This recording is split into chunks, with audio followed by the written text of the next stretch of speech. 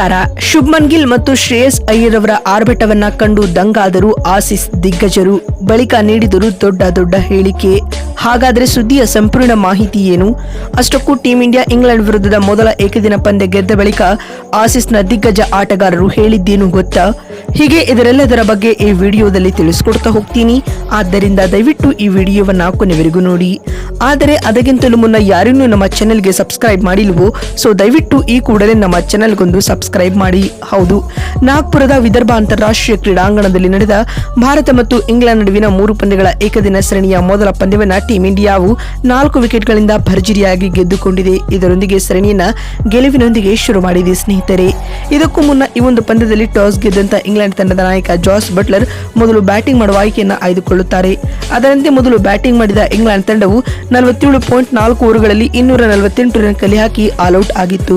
ತಂಡದ ಪರ ನಾಯಕ ಜಾಸ್ ಬಟ್ಲರ್ 67 ಎಸೆತಗಳನ್ನು ಎದುರಿಸಿ 52 ರನ್ ಬಾರಿಸಿದರೆ ಜಾಕಬ್ ಬೆಥೆಲ್ ಕೂಡ ಆಕರ್ಷಕ ಅರ್ಧಶತಕ ಸಿಡಿಸಿದರು.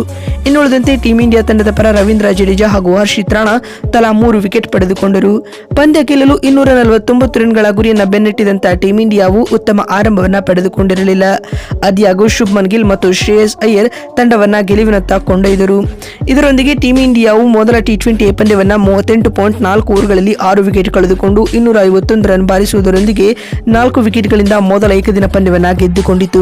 ತಂಡದ ಪರ ಶುಭ್ಮನ್ ಗಿಲ್ 96 ಎಸೆತಗಳನ್ನು ಎದುರಿಸಿ 87 ರನ್ ಬಾರಿಸಿದರೆ ಶ್ರೇಯಸ್ ಅಯ್ಯರ್ 36 ಎಸೆತಗಳನ್ನು ಎದುರಿಸಿ 59 ರನ್ ಕಲೆ ಹಾಕಿದರು. ಇದರೊಂದಿಗೆ ಇವರಿಬ್ಬರು ತಂಡದ ಗೆಲುವಿನ ರೂವಾರಿಗಳೆನಿಸಿಕೊಂಡರು. ಸದ್ಯಕ್ಕೆ ಇದೀಗ ಮೊದಲ ಪಂದ್ಯದ ಮುಕ್ತಾಯದ ವೇಳೆಗೆ ಟೀಂ ಇಂಡಿಯಾವು ಸರಣಿಯಲ್ಲಿ 1-0 ಮುನ್ನಡೆಯನ್ನ ಪಡೆದುಕೊಂಡಿದೆ ಸ್ನೇಹಿತರೆ. ಮತ್ತು ಭಾರತ ಮೊದಲ ಏಕದಿನ ಪಂದ್ಯ ಗೆದ್ದ ಬಳಿಕ ಮಾತನಾಡಿದ ಆಸೀಸ್ನ ದಿಗ್ಗಜ ಆಟಗಾರರಾದ ರಿಕಿ ಪಾಂಟಿಂಗ್ ಅವರು ಈ ರೀತಿಯಾಗಿ ಹೇಳಿದ್ದಾರೆ. ಇಂಗ್ಲೆಂಡ್ ತಂಡವು ಕಳೆದ ಕೆಲ ದಿನಗಳಿಂದ ಅತ್ಯಂತ ಕಳಪೆ ಕ್ರಿಕೆಟ್ ಅನ್ನ ಆಡುತ್ತಿದೆ. ಒನ್ ಸೈಡೆಡ್ ಪಂದ್ಯಗಳು ನಡೆಯುತ್ತಿವೆ. ಇಂಗ್ಲೆಂಡ್ ಭಾರತಕ್ಕೆ ಪೈಪೋಟಿ ನೀಡುತ್ತಿಲ್ಲ. ಇದು ನನಗೆ ತೀವ್ರ ನಿರಾಸೆ ತರಿಸಿತು ಎಂದು ರಿಕಿ ಪಾಂಟಿಂಗ್ ಹೇಳಿದ್ದಾರೆ. ಮತ್ತು ಮಾತು ಮುಂದುವರಿಸಿದ ಅವರು, ಭಾರತದ ತಂಡ ಟಿ20ಯ ಹಾಗೆ ODIನಲ್ಲಿಯೂ ಕೂಡ ತನ್ನ ಗೆಲುವಿನ ನಾಗಾಲೋಟವನ್ನ ಮುಂದುವರಿಸಿದೆ. ಟೀಂ ಇಂಡಿಯಾ ತವರಿನಲ್ಲಿ ಯಾವುದೇ ಕಾರಣಕ್ಕೂ ಪಂದ್ಯವನ್ನ ಸುಲಭವಾಗಿ ಸೋಲುವುದು ಇಲ್ಲ ಎಂದು ರಿಕಿ ಪಾಂಟಿಂಗ್ ಹೇಳಿದ್ದಾರೆ. ಮತ್ತು ಮಾತು ಮುಂದುವರಿಸಿದ ಅವರು, ಇಂದಿನ ಪಂದ್ಯದಲ್ಲಿ ಟೀಂ ಇಂಡಿಯಾ ತಂಡದ ಪರ ಶುಭ್ಮನ್ ಗಿಲ್ ಮತ್ತು ಶ್ರೇಯಸ್ ಅಯ್ಯರ್ ಉತ್ತಮವಾದ ಆಟವನ್ನ ಆಡಿದ್ದಾರೆ. ಅವರ ಆಟವು ನನ್ನನ್ನು ಇಂಪ್ರೆಸ್ ಮಾಡಿಸಿತು ಎಂದು ರಿಕಿ ಪಾಂಟಿಂಗ್ ಹೇಳಿದ್ದಾರೆ. ಮತ್ತು ಇದಾದ ಬಳಿಕ ಮಾತನಾಡಿದ ಬ್ರಿಟ್ಲಿ ರವರು ಈ ರೀತಿಯಾಗಿ ತಿಳಿಸಿದ್ದಾರೆ. ಇಂಗ್ಲೆಂಡ್ ತಂಡ ಟೀಂ ಇಂಡಿಯಾವನ್ನ ಬರೀ ಕನಸಿನಲ್ಲಿ ಮಾತ್ರ ಸೋಲಿಸಲು ಸಾಧ್ಯ, ಏಕೆಂದರೆ ಭಾರತ ತಂಡ ಉತ್ತಮವಾದ ಕ್ರಿಕೆಟ್ ಆಡುತ್ತಿದೆ. ಟಿ20 ಸರಣಿ ಆಡಿದ ಇಂಗ್ಲೆಂಡ್ನ ಅದೇ ತಂಡವು ODI ಸರಣಿಯನ್ನ ಆಡುತ್ತಿದೆ.